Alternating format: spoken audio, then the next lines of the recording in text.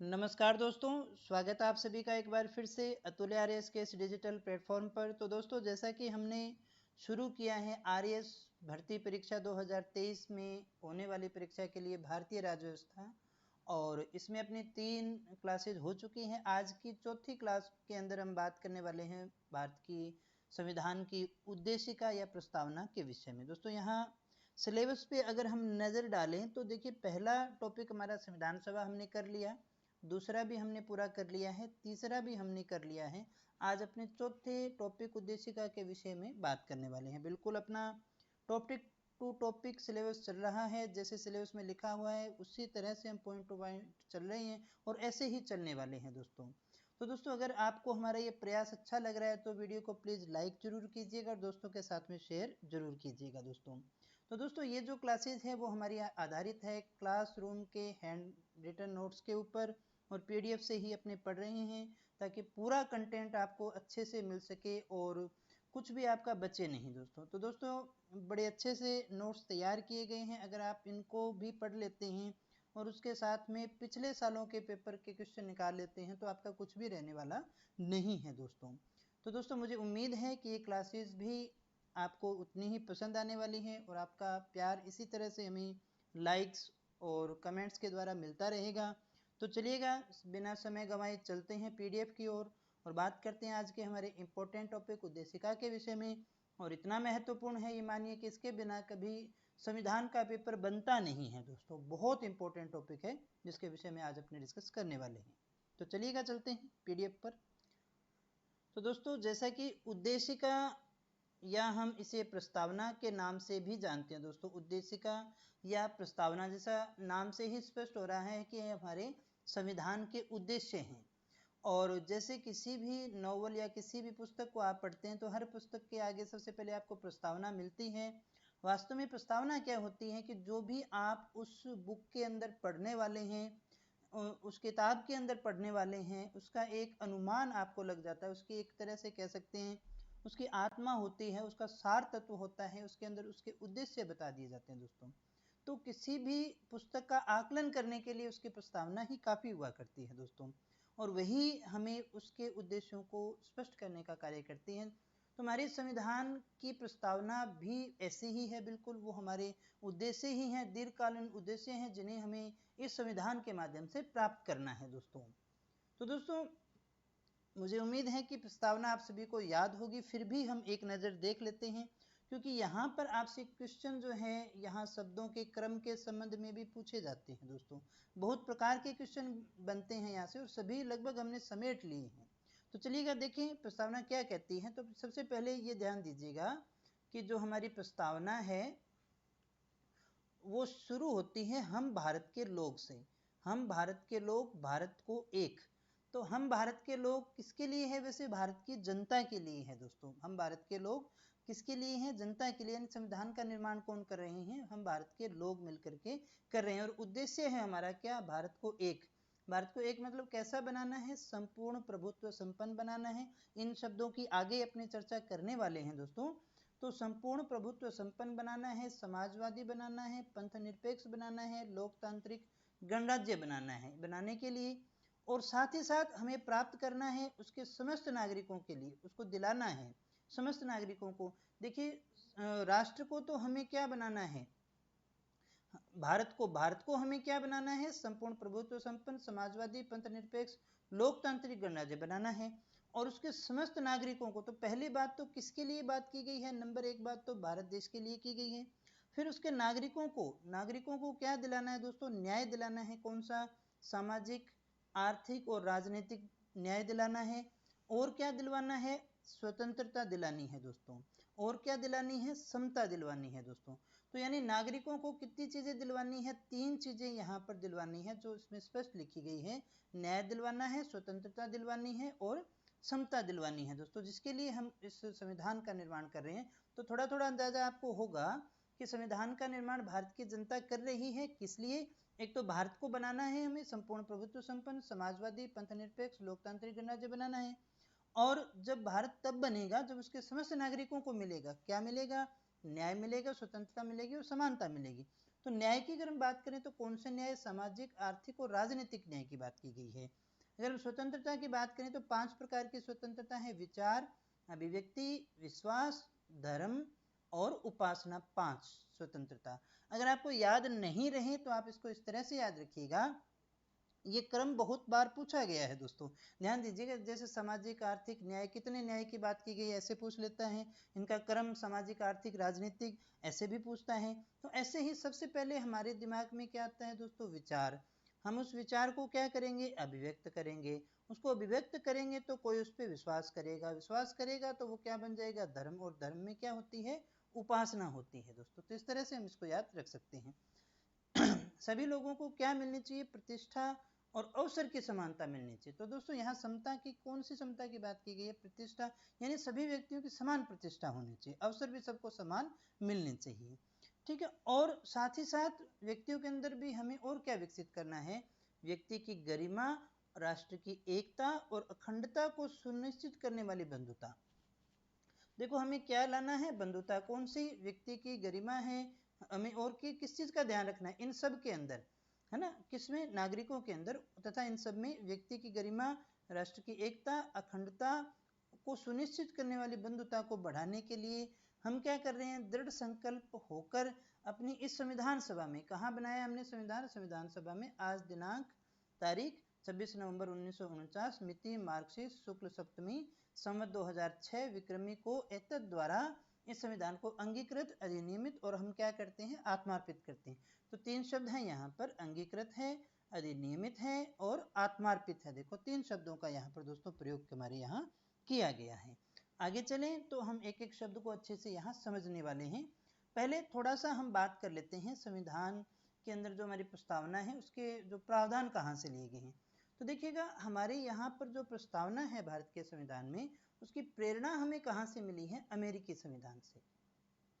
कहाँ से मिली है दोस्तों? अमेरिकी संविधान से। तो अगर आपसे पूछा जाए कि हमें भारतीय संविधान में प्रस्तावना लिखनी चाहिए, ये प्रेरणा हमें कहाँ से प्राप्त हुई है दोस्तों? तो ये प्रेरणा हमें प्राप्त होती है दोस्तों भारत के संविधान से, हमें ये प्रेरणा मिलती है। अब हम बात करें कि प्रस्तावना की जो हमारी भाषा है प्रस्तावना की जो हमारी भाषा है, भाषा का मतलब यहाँ पर हम भावना से लेंगे दोस्तों। तो ये जो भाषा है वो कहाँ से ली गई है? ऑस्ट्रेलिया के संविधान से। 2 देशों का नाम आया है, एक ऑस्ट्रेलिया का, ऑस्ट्रेलिया से हमने भाषा ली है और हमारे यहाँ प्रस्तावना होनी चाहिए, ऐसी प्रेरणा हमने किससे ली? अमेरिकी संविधान से ली। अब हम बात करते हैं, जब हमारा संविधान की प्रस्तावना शुरू होती है तो हमने लिखा हम भारत के लोग। ये जो शब्दावली है वो कहाँ से ली गई है दोस्तों? वो अमेरिका के संविधान से ली गई है दोस्तों, वी द पीपल, है ना। तो ये भी हमने अमेरिका के संविधान से ली गई है दोस्तों। अब हम कहें कि प्रस्तावना के जनक, ये विचार या प्रस्तावना होनी चाहिए, सबसे पहले ये विचार किसने दिया है? तो जवाहरलाल नेहरू के द्वारा ही दिया गया है। ये क्या था? तो देखिएगा दोस्तों 13 दिसंबर 1946 को, ध्यान दीजिएगा, 13 दिसंबर 1946 को जवाहरलाल नेहरू के द्वारा संविधान सभा में एक प्रस्ताव लाया गया था, जिसे हम उद्देश्य प्रस्ताव के नाम से जानते हैं। संविधान सभा ने 22 जनवरी 1947 को, कब दोस्तों? 22 जनवरी 1947 को उद्देश्य प्रस्ताव पारित कर दिया। देखो लाए कब है? दिसंबर 1946 में, और पारित कब हुआ है? 22 जनवरी 1947 में से पारित कर दिया गया। और यही जो उद्देश्य प्रस्ताव था वो आगे चल करके उद्देशिका या हमारा क्या कहलाई है? प्रस्तावना कहलाई है। तो हम यहाँ ऐसा कह सकते हैं कि प्रस्तावना की जो भाषा है या प्रकृति है या जो मूल भावना है वो हमने कहाँ से ली है? ऑस्ट्रेलिया से। इसके अलावा अगर हम बात करें कि प्रस्तावना की प्रेरणा कहाँ से मिली है, तो अमेरिका से। हम भारत के लोग, ये भी हमने वहीं से लिया है दोस्तों। हमारी जो प्रस्तावना है उसमें जैसे स्वतंत्रता, समानता, बंधुता, राजनीतिक व्यक्तिगत स्वतंत्रता, आर्थिक समानता, ये जो हमें शब्द पढ़ने को मिलते हैं, तो ये हमारे पास कहाँ से आए? तो विश्व में 3 क्रांतियां हुई, इन 3 क्रांतियों का प्रस्तावना पर प्रभाव पड़ा है। बड़ा अच्छा प्रश्न बनता है कि भारत की प्रस्तावना में किन क्रांतियों का प्रभाव पड़ा? तो आपको याद रहना चाहिए फ्रांसीसी, अमेरिकी और रूसी क्रांति का प्रभाव हमारी प्रस्तावना पर पड़ा है। फ्रांसीसी से हमने क्या ली है? स्वतंत्रता, समानता, और हमने क्या ली है? बंधुता ली है दोस्तों। अमेरिका से अगर हम बात करें तो अमेरिका से राजनीतिक, व्यक्तिगत स्वतंत्रता हमने ली है। अमेरिका से हमने अमेरिकी क्रांति से क्या लिया, राजनीतिक और व्यक्तिगत स्वतंत्रता, और उसी क्रांति से हमने क्या लिया है, आर्थिक समानता लिया है दोस्तों। तो भारत की प्रस्तावना पर 3 क्रांतियों का प्रभाव है, फ्रांसीसी, अमेरिकी और रूसी क्रांति का। अब हम बात करें, कुछ स्टेटमेंट हैं जो प्रस्तावना के संबंध में विभिन्न विद्वानों ने कही हैं। तो देखें कौन सी कही हैं। तो सबसे पहली बात कि संविधान का परिचय पत्र, प्रस्तावना क्या है, संविधान का परिचय पत्र है। तो परिचय पत्र किसने कहा है, एन पालकीवाला ने। तो पैसे परिचय और पैसे पालकीवाला, इस तरह से आप इसको याद रख सकते हैं, है ना। तो संविधान का परिचय पत्र किसने कहा है, एन पालकीवाला ने कहा है दोस्तों। फिर हम कहें कि संविधान प्रस्तावना जो है राजनीतिक जन्म कुंडली है हमारे संविधान की, तो ऐसा किसने कहा, के एम मुंशी ने कहा है ना। जन्म और जन्म का अंतिम में से आप मुंशी ले सकते हो, याद रहे, जन्म मुंशी, जन्म मुंशी, जन्म मुंशी, तो आपको याद रह जाएगा। राजनीतिक जन्म कुंडली किसने कहा है, मुंशी ने। मुंशी जी देखते हैं, वैसे अगर आप इसको देखें तो कुंडली कौन देखते हैं, मुंशी जी देखते हैं, इस तरह से याद रखिएगा आप। फिर देखिएगा अर्नेस्ट बार्कर की पुस्तक है principle of social political theory, उसके विषय में भी इसमें बात की गई है दोस्तों। और इसमें क्या कहा गया है, उद्देशिका में रखे सिद्धांत क्या हैं, बहुत ही गहन सिद्धांत हैं। एक और स्टेटमेंट आता है, उद्देशिका आदि वाक्य है और संविधान की आधारशिला है। ये किसने कहा है, ये पंडित गोविंद दास ने कहा है दोस्तों। ये किसने कहा है, पंडित गोविंद दास के द्वारा ये स्टेटमेंट दिया गया है। आगे हम बात करें, प्रस्तावना में दिए हुए वचन पूर्ण होने पर ही देश अपनी प्राचीन प्रतिष्ठा को प्राप्त करेगा, ऐसा किसने कहा है दोस्तों। तो ऐसा कहा है हंसा मेहता ने। किसने कहा है, हंसा मेहता के द्वारा दिया गया ये स्टेटमेंट है, प्रस्तावना में दिए हुए वचन पूर्ण होने पर ही यह देश अपनी प्राचीन प्रतिष्ठा को प्राप्त करेगा।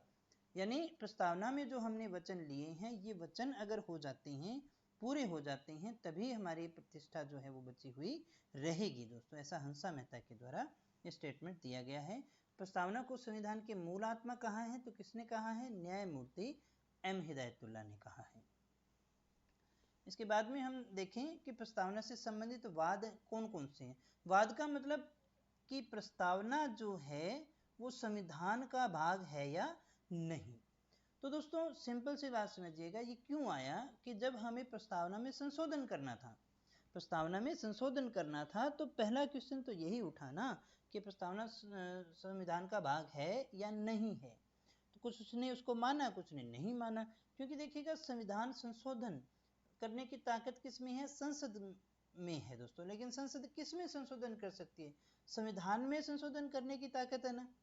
ध्यान दीजिएगा इस बात पर, संविधान में संशोधन करने की ताकत संसद के पास में, यानी संसद संविधान की जो किताब है उसमें छेड़खानी कर सकती है, उसमें कुछ जोड़ या घटा सकती है, अगर उसके अंदर ही कर सकती है ना। अब उसके बाहर मान लीजिएगा कोई लियो टोल्स्टॉय की पुस्तक है, कोई भागवत गीता लिखी हुई है, या कुछ और ग्रंथ है हमारा, किसी को भी आप ले लें, तो क्या उसमें चेंज कर सकती है क्या, नहीं कर सकती ना, क्योंकि उसकी पावर किस तक सीमित है, संविधान तक। अगर संविधान का भाग है तो उसमें चेंज कर सकती है। अगर हम ये कह दें कि वो संविधान का भाग ही नहीं है प्रस्तावना, तो फिर संसद को उसमें परिवर्तन करने का जो है अधिकार कैसे रह जाएगा। तो यही हमारे यहाँ देखिए विवाद रहा कि प्रस्तावना जो है वो संविधान का भाग है या नहीं है। तो जिसमें पहला केस आया बेरोबरीवाद 1960 का है।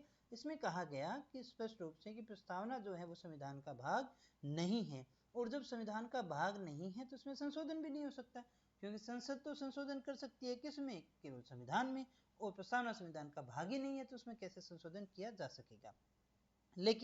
लेकिन जो प्रस्तावना है वो हमारे संविधान के लिए एक मार्गदर्शिका के जरूर कार्य करती है, कि अगर हमें कोई अस्पष्ट बिंदु हो, जैसे प्रस्तावना संविधान के अस्पष्ट बिंदुओं को स्पष्ट करती है, यानी प्रस्तावना जो है वो हमारे लिए एक मार्गदर्शक है। कहीं हम संविधान की भाषा को समझने में हमें मुश्किल हो, और हमें ये चाहिए हमारे कौन कौन से उद्देश्य हैं, किनको पूरा करना है, कहीं अटक गए, तो फिर हम क्या कर सकते हैं, संविधान की प्रस्तावना का सहारा ले सकते हैं। लेकिन वो संविधान का भाग नहीं है, उसमें चेंज नहीं कर सकते। इस आधार पर संविधान का कोई भाग रद्द नहीं किया जा सकता, यानी हम संविधान के अंदर इस आधार पर किसी पार्ट को या इस आधार पर किसी कानून को रद्द नहीं कर सकते कि संविधान की प्रस्तावना में ऐसा लिखा हुआ है, क्योंकि संविधान की प्रस्तावना जो है वो संविधान का भाग ही नहीं है दोस्तों।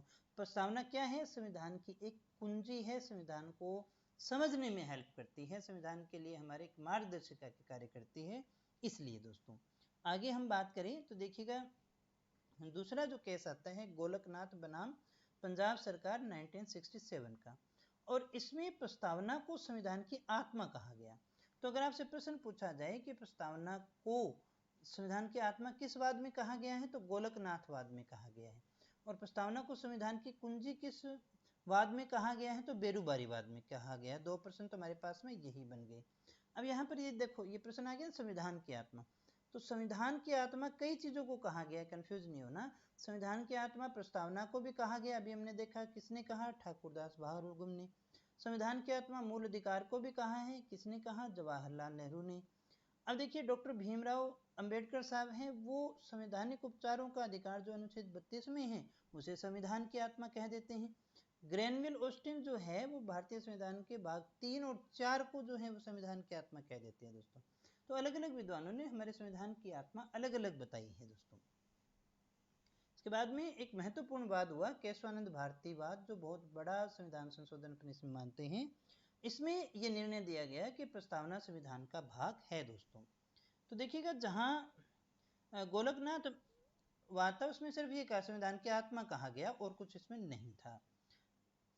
केशवानंद भारतीवाद है, केरल राज्यवाद है 1973 का। इसमें यह माना गया कि प्रस्तावना जो है संविधान का भाग है, और अगर संविधान का भाग है तो फिर संविधान में प्रस्तावना में संशोधन भी किया जा सकता है। लेकिन मूल अधिकार की तरह प्रस्तावना जो है वाद योग्य या न्याय योग्य नहीं है, उसके आधार पर केस नहीं हो सकता, इसको वैधानिक शक्ति प्राप्त नहीं है, ये कहा गया दोस्तों। संविधान का अध्ययन प्रस्तावना में उल्लेखित भावना को ध्यान में रखते हुए करना चाहिए। तो इन्होंने स्पष्ट रूप से ये कह दिया कि प्रस्तावना जो है वो संविधान का भाग है, इसलिए इसमें संशोधन किया जा सकता है, लेकिन प्रस्तावना वाद योग्य नहीं है, उसके आधार पर केसों का डिसीजन नहीं होगा दोस्तों, इसको वैधानिक शक्ति प्राप्त नहीं है। संविधान का अध्ययन अगर हमें करना हो तो प्रस्तावना में जो भावनाएं हमें पढ़ने को मिलती है उनके आधार पर हमें करना चाहिए। फिर एक और वाद आता है LIC ऑफ इंडिया का वाद है 1995 का। इसने भी यही कहा कि प्रस्तावना क्या है, संविधान का अंग है। इसने जो केशवानंद भारतीवाद था उसका अनुमोदन किया और ये बताया कि प्रस्तावना जो है हमारे संविधान का आंतरिक भाग है। तो जब हमने कहा भी संशोधन हो सकता है या नहीं हो सकता है, तो मतलब कोई संशोधन करने के लिए ही बात की होगी। तो संविधान में जो हमारी प्रस्तावना है उसका संशोधन हुआ, कब हुआ, 73 में। केशवानंद भारतीवाद में ये कह दिया गया भी किया जा सकता है, और 95 में भी कहा गया है। तो 73 के बाद में ही 76 के अंदर जो है पहली बार और एक बार ही हुआ है दोस्तों। अब तक आपसे पूछा जाए संविधान में कितनी बार संशोधन हुआ, तो एक ही बार हुआ है। 42वें संविधान संशोधन के द्वारा मिनी संविधान मानते हैं, बहुत सारे चेंज हुए थे इसमें। उसमें 3 शब्द जोड़े गए थे, याद रखने हैं, समाजवादी, पंथ निरपेक्ष और अखंडता। इन 3 शब्दों को इसमें जोड़ा गया है दोस्तों। तो हम देखें भी प्रस्तावना से हमें क्या क्या चीजें पता चलती हैं। तो प्रस्तावना के अंग अगर माने तो प्रस्तावना क्या है, स्रोत है, ये हमें शासन का स्वरूप बताती है, ये हमें उद्देश्य बताती है, और इससे हमें तिथि का पता चलता है। तो प्रस्तावना से हमें 4 बातों का पता चलता है। नंबर 1 की प्रस्तावना के अनुसार हमारे संविधान का स्रोत क्या है, हमारे शासन का स्वरूप क्या होगा, शासन के उद्देश्य क्या है, और संविधान जो है वो कब लागू हुआ था। तो स्रोत क्या है, हम भारत के लोग, यानी कि हम क्या कर सकते हैं, हमारे भारत देश की जनता ही हमारे संविधान का स्रोत है। शक्ति जो है ना, शासन की जो सत्ता है वास्तव में किसके पास में है, ताकत किसके पास में, जनता के द्वारा, जनता का शासन यहाँ पर होता है दोस्तों। शासन का स्वरूप, शासन का स्वरूप कैसा होगा, संपूर्ण प्रभुत्व संपन्न, समाजवादी, पंथ निरपेक्ष, लोकतंत्रात्मक, गणराज्य। तो ये सारी चीजें दोस्तों प्रस्तावना में है, ये 5 शब्द हैं जो हमारे शासन का स्वरूप बताती है। यानी भारत का शासन संपूर्ण प्रभुत्व संपन्न है, समाजवादी है, पंथ निरपेक्ष है, लोकतंत्रात्मक है, गणराज्य है दोस्तों। उद्देश्य की बात करें तो न्याय दिलवाना है, स्वतंत्रता दिलवानी है, समता दिलाना है और बंधुता बढ़ानी है दोस्तों। कब लागू हुआ, तो 26 नवंबर 1949 को ये क्या हो गया, अंगीकृत कर लिया गया है। ये भी हमें इसी से पता चलता है, अंगीकृत करने के बाद उसमें की गई है, लागू तो बाद में हुआ है दोस्तों, जब हमने संविधान को स्वीकार कर लिया। अब एक एक करके इन शब्दों को भी देख लेते हैं। जैसे हमने कहा हमारे संविधान का पहला प्रस्तावना का पहला शब्द है हम भारत के लोग। तो पहली बात, हम भारत के लोग, ये शब्द कहाँ से लिया गया है, अमेरिका से लिया गया है। और इससे हमें क्या पता चलता है कि हमारे जो अंतिम शक्ति है वो भारत की जनता में निहित है दोस्तों। हमारे यहाँ जनता का शासन है, शासन की अंतिम शक्ति है जो है वो जनता के पास में है, और यही भारत के लोग जो हैं वो संविधान की शक्ति का स्रोत है। क्योंकि जब हम लिखते हैं ना हम भारत के लोग, उद्देश्य हमने लिखे, लास्ट में हम लिखते हैं कि संविधान सभा के द्वारा अंगीकृत करते हैं, यानी अंगीकृत करने वाले कौन है, निर्मित करने वाले कौन है, हम भारत के लोग ही हैं दोस्तों। तो इसलिए संविधान की शक्ति का स्रोत कौन है, हम भारत के लोग ही हैं। यानी ऐसा कह सकते हैं कि संविधान का निर्माण वास्तव में भारत की जनता के द्वारा संविधान सभा के माध्यम से किया गया है, ऐसा हमें भारत के लोग इस शब्द से पता चलता है। अब आगे इसी से हमें पता चलता है संविधान की प्रकृति कैसी है दोस्तों। प्रकृति है संपूर्ण प्रभुत्व संपन्न। वैसे ये चीज हमने जब भारतीय संविधान की विशेषताएं देखी तब भी हमने उसमें चर्चा की थी दोस्तों। तो संपूर्ण प्रभुत्व संपन्न का मतलब है कि भारत अपने आंतरिक और बाह्य मामलों में निर्णय लेने में पूर्णतः स्वतंत्र है। यानी भारत के अंदर कोई समस्या है तो हम अपना खुद का निर्णय लेंगे, किस देश के साथ में कैसे संबंध रखने हैं उसका निर्णय भी हम ही लेंगे, हमारे ऊपर कोई दबाव नहीं है, हम पूरी तरह से क्या है, स्वतंत्र हैं दोस्तों। अर्थात भारत बाह्य और अंतर्राष्ट्रीय मामलों में स्वतंत्र है और दूसरे देशों के संगठन के नियंत्रण से मुक्त है दोस्तों। यानी भारत बाह्य और अंतर्राष्ट्रीय मामलों में स्वतंत्र है, कैसे भी काम मिलेगा, और दूसरे देशों के संगठन के नियंत्रण से भी मुक्त है, किसी का हमारे ऊपर कोई कंट्रोल नहीं है दोस्तों। अगली तीसरी हम बात करें तो तीसरी हमारी बात रहेगी समाजवादी।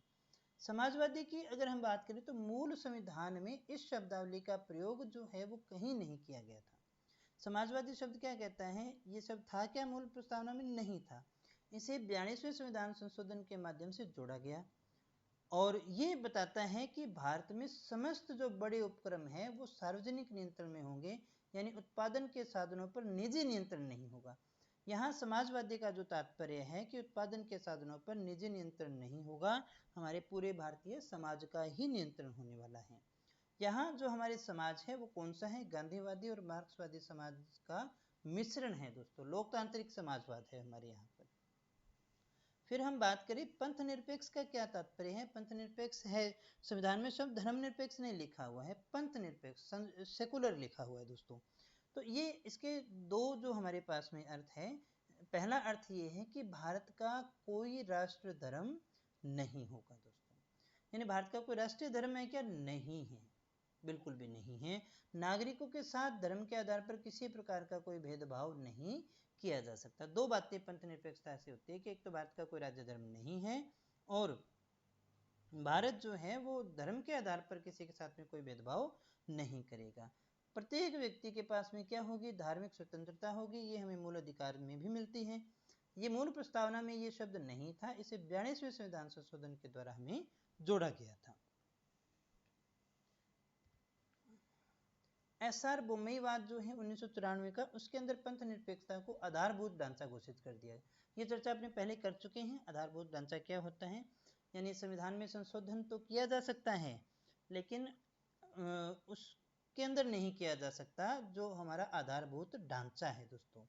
तो पंथ निरपेक्षता को आधारभूत ढांचा घोषित कर दिया गया है। फिर हम बात करें लोकतंत्रात्मक, वैसे ये जो शब्द है वो प्रधानमंत्री के लिए ही युक्त होता है जब हम बात करते हैं। लोकतंत्र का मतलब है जहां जनता के द्वारा चुनी हुई सरकार जनता के हित में काम करती है, बिल्कुल सिंपल सी बात है। लोकतंत्र का मतलब ही क्या है, जहां जनता सरकार को चुनती है और वो जनता के लिए कार्य करती है। तो भारत एक निस्संदेह लोकतांत्रिक राष्ट्र है। गणराज्य की अगर हम बात करें तो मतलब इसका क्या होगा, भारत का जो सर्वोच्च पद है ना, जैसे राष्ट्रपति है तो वो वंशानुगत नहीं होगा बल्कि निर्वाचित होगा। जैसे ब्रिटेन में हम बात करें वहाँ सबसे ऊंचा जो पद है, राष्ट्रपति के बराबर का जो पद है वो वहाँ की रानी का होता है जो वंशानुगत होता है, क्राउन का शासन है वहाँ पर, वो जो है वंशानुगत है दोस्तों। लेकिन यहाँ पर राष्ट्रपति का पद वंशानुगत नहीं है, अप्रत्यक्ष रूप से उनको चुना जाता है दोस्तों। अब हम बात करें संविधान के उद्देश्यों की, तो उद्देश्यों में हमारे पास में आया शब्द न्याय। न्याय हमने कहाँ से लिया है, रूस की क्रांति से। प्रस्तावना में कितने प्रकार के न्यायों की बात की गई है, तो हमने देखा सामाजिक, आर्थिक और राजनीतिक न्याय की बात की है। सामाजिक न्याय की अगर हम बात करें तो समतामूलक समाज की यहाँ पर कल्पना की जाती है जिसमें सभी व्यक्तियों की गरिमा समान हो, यानी सभी व्यक्तियों को समान समझा जाए, किसी को ऊंचा या न समझा, ऊंचा या नीचा न समझा जाए, यानी सभी को समान मानते हुए वंचित वर्गों को विशेष संरक्षण देकर मुख्य धारा से जोड़ना। अब समतामूलक समाज ये कहता है कि सबके साथ में समान व्यवहार करना, ये तो बिल्कुल, ये भी बिल्कुल सही नहीं होता। इसमें भी अपने ऐसे लेंगे कि समतामूलक समाज का मतलब ये होगा जब कोई पिछड़ी हुई है ना, उनको हमें, वंचित वर्ग जो रह गया उस मुख्य धारा से पीछे हैं, तो उनको भी हमें सहायता दे करके आगे लाना होगा। जैसे हम कहें एक परिवार में एक माता पिता के 3 बच्चे हैं, 2 होशियार हैं, एक कमजोर है, तो हम अगर सभी के साथ में समानता का व्यवहार करेंगे तो वो पीछे वाले को भी अगर हम उतनी ही उस पर मेहनत करेंगे, उतना ही खर्चा लगाएंगे तो फिर नहीं हो पाएगा। उसको हमें थोड़ा सा विशेष संरक्षण उनके बराबर लाने के लिए देना पड़ेगा। यही हमारा संविधान कहता है कि सभी को समान मानो, उन्हें समान बनाने का प्रयास करो, इसलिए वंचित वर्ग को विशेष संरक्षण देकर मुख्य धारा से जोड़ा जाए। इस प्रकार के सामाजिक न्याय की यहाँ पर बात की गई है। अब हम बात करें आर्थिक न्याय। आर्थिक तो तभी, सामाजिक तभी होगा ना जब आर्थिक रूप में थोड़े कुछ बराबर होंगे। तो सभी व्यक्तियों को न्यूनतम आर्थिक आवश्यकताओं की पूर्ति होनी चाहिए। तो आर्थिक न्याय का मतलब क्या है? ऐसा नहीं है कि सबको ढेर सारा पैसा बांटा जाए। इसका मतलब है कि जो लोग हैं यहाँ के, उन्हें कम से कम न्यूनतम आर्थिक आवश्यकताएं उनकी पूरी होनी चाहिए। यानी व्यक्ति की जो आर्थिक आवश्यकताएं हैं उनको कम किया जाए। राजनीतिक न्याय की बात करें तो यहाँ राजनीतिक न्याय का मतलब है सभी को वोट देने का समान अधिकार हो, बिल्कुल है, और चुनाव लड़ने का भी सबको अधिकार होना चाहिए, तो बिल्कुल हमारे यहाँ समान। ये राजनीतिक न्याय का अर्थ हम यही लेंगे कि सबको वोट डालने का अधिकार हो और चुनाव लड़ने का अधिकार हो। अगर हम बात करें स्वतंत्रता की तो 5 प्रकार की स्वतंत्रता हमारे यहाँ बताई गई। ये क्वेश्चन आने की संभावना है, और अभी क्रम आप इनका याद रखिएगा। अभी मैंने आपको बताया भी था, सबसे पहले दिमाग में विचार आता है, हम उसको अभिव्यक्त करते हैं, तो कोई उस पर विश्वास करता है तो वो धर्म बन जाता है, और धर्म में क्या होती है? उपासना होती है। दोस्तों, समता की बात करें तो हमारे संविधान के प्रस्ताव में प्रतिष्ठा और अवसर की समता की बात की गई, 2 समता की बात की गई है दोस्तों। उसके बाद में अगर हम बात करें बंधुता की, तो बंधुता कौन सी दोस्तों? बंधुता वो है जो व्यक्ति की गरिमा को सुनिश्चित करे, और ऐसी बंधुता जिसमें राष्ट्र की एकता और अखंडता को सुनिश्चित किया जाए। दोस्तों, बंधुता जो व्यक्ति की गरिमा को सुनिश्चित करे, जिससे राष्ट्र की एकता और अखंडता सुनिश्चित हो, ऐसी बंधुता की बात इसके अंदर की गई है हमारे संविधान के प्रस्तावना में। अब हम बात करें कि ये जो शब्द हैं हमारे पास में, स्वतंत्रता, समता और बंधुता, ये कहाँ से लिए गए हैं? तो ये फ्रांस की क्रांति से लिए गए हैं। अभी हमने देखा भी था। इसमें 1-2 चीजें रह गई, बाकी हमारा ये टॉपिक लगभग कंप्लीट हो गया। तो संविधान के उद्देश्यों की बात करें तो न्याय है, स्वतंत्रता है, समता है और बंधुता है, ये हमें याद रखना है। इसके अलावा ये क्रम आपको याद रखना है दोस्तों। पहले न्याय है, फिर स्वतंत्रता है, फिर समता है, फिर गरिमा है, एकता है, अखंडता है, और लास्ट में बंधुता है। ये क्रम से मैंने यहाँ पर लिख दिया है। अंतिम पंक्ति कौन सी है? ऐसे ऐसे प्रश्न आ चुके हैं दोस्तों, इसलिए यहाँ पर डायरेक्ट डाले गए हैं। अंगीकृत, फिर अधिनियमित, और फिर क्या है? आत्मार्पित। अगर हम कहें भारत शब्द का उल्लेख प्रस्तावना में कितनी बार किया, ऐसे प्रश्न भी पूछे जाते हैं, तो 2 बार किया गया दोस्तों। कितनी बार किया गया है? 2 बार किया गया है। हम भारत के लोग, भारत को, है ना। जनता शब्द का उल्लेख, हम भारत के लोग हैं, जनता शब्द की तरह हम उसका तात्पर्य लेते हैं, लेकिन जनता शब्द का प्रयोग कहीं भी प्रस्तावना में नहीं किया गया है, ये याद रखिएगा। लोग शब्द, नागरिक शब्द, व्यक्ति शब्द का प्रयोग कितनी बार हुआ है? 1 बार हुआ है। अगर आपसे पूछा जाए प्रस्तावना में पैराग्राफ कितने हैं, तो 7 पैराग्राफ है दोस्तों। जब भी हमने प्रस्तावना को देखा था तो टोटल उसमें लाइनें या पैराग्राफ की बात करें, जो टुकड़े हैं ना, वो कितने हैं? 7 हैं। ऐसे क्वेश्चन भी पूछे जाते हैं। तो दोस्तों, ये था हमारा आज का टॉपिक, और बड़े अच्छे से हमने एक एक चीज को डिस्कस किया, कुछ नहीं बचा है। इतना याद कर लोगे तो काम आपका आराम से हो जाएगा। मुझे उम्मीद है क्लास आपको अच्छी लगी होगी, आपने काफी कुछ सीखा होगा। सच में सीखा है तो प्लीज वीडियो को लाइक शेयर जरूर कीजिएगा, ताकि यही आपकी जो प्रेम है, जो आपके लाइक्स हैं, वो हमारे लिए मोटिवेशन का काम करते हैं, अगली वीडियो बनाने के लिए प्रेरित करते हैं दोस्तों। तो इसी तरह से हमारा सिलेबस जो है कंटिन्यू रहेगा, और जल्दी ही 1-2 सब्जेक्ट अपने और शुरू करने वाले हैं दोस्तों। तो मुझे उम्मीद है कल फिर इसी तरह से आप और हम आमने सामने होंगे, और एक नए टॉपिक को डिस्कस करने वाले होंगे। तब तक यूं ही बने रहे हमारे साथ। Thank you very much.